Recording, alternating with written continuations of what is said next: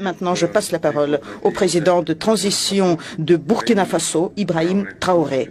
S'il vous plaît, Traoré. Monsieur Traoré. Camarade président Vladimir Poutine, camarade président chef d'État africain, camarade chef de délégation, bonjour. C'est un honneur pour moi ce matin donc de prendre la parole ici et de vous passer donc le salut fraternel du peuple du pays des hommes intègres. C'est aussi le lieu pour moi, avant tout propos, de rendre grâce à Dieu, Dieu Tout-Puissant qui nous a permis de nous réunir ici ce matin en bonne santé pour parler de l'avenir et du bien-être donc de nos peuples. Je m'en vais m'excuser auprès des anciens que je pourrais vexer dans mes propos à venir. Africanité oblige, les droits d'aînesse, je me dois de m'excuser. Camarades, j'ai quelques questions donc de ma génération, mille et une questions qu'on se pose. Mais nous n'avons pas de réponse. Et il se trouve qu'ici, nous pouvons laver donc notre linge sale parce qu'on se sent en famille. On se sent en famille en ce sens que la Russie est une famille aussi pour l'Afrique. C'est une famille parce que nous avons la même histoire. La Russie a consenti d'énormes sacrifices pour libérer le monde du nazisme pendant la Seconde Guerre mondiale. Les peuples africains, nos grands-pères, ont été déportés de force aussi pour aider l'Europe à se débarrasser du nazisme. Nous partageons la même histoire en ce sens que nous sommes les peuples oubliés du monde, qu'ils soient dans les livres d'histoire, dans les documentaires ou films. On tend donc à balayer le rôle prépondérant qu'a joué la Russie et de l'Afrique dans cette lutte contre le nazisme. Nous sommes ensemble parce que, actuellement, nous sommes là pour parler de l'avenir de nos peuples,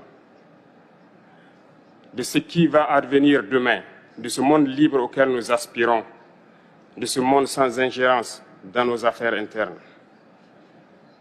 Nous avons les mêmes perspectives et je souhaite que ce sommet soit l'occasion donc de pouvoir tisser de très bonnes relations en vue d'un meilleur avenir de nos peuples. Les questions que mes générations se posent sont les suivantes, si je peux me résumer.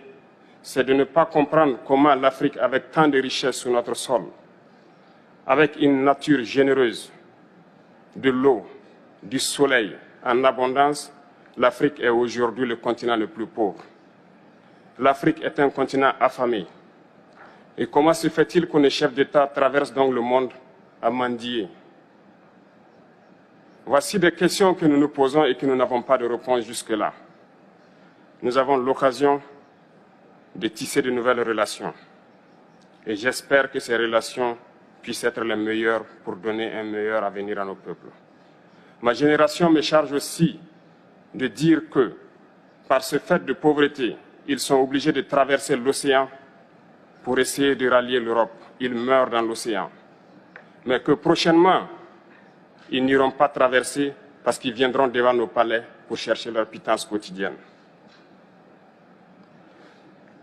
Pour ce qui concerne le Burkina Faso, aujourd'hui, nous sommes confrontés depuis plus de 8 ans à la forme de manifestation la plus barbare, la plus violente du néocolonialisme, de l'impérialisme. L'esclavage qu'on tend encore à nous imposer. Nos dévanciers nous ont bien appris une chose. L'esclave qui n'est pas capable d'assumer sa révolte ne mérite pas que l'on s'apitoie sur son sort. Nous ne nous apitoyons pas sur nos sorts, on ne demande pas que quelqu'un s'apitoie sur notre sort. Le peuple burkinabé a décidé de lutter contre l'île terroriste en mesure de relancer son développement. Dans cette lutte, des vaillants peuples, des vaillantes populations se sont engagées à prendre les armes face au terrorisme. Ceux que nous avons affectueusement appelés les VDP, des volontaires.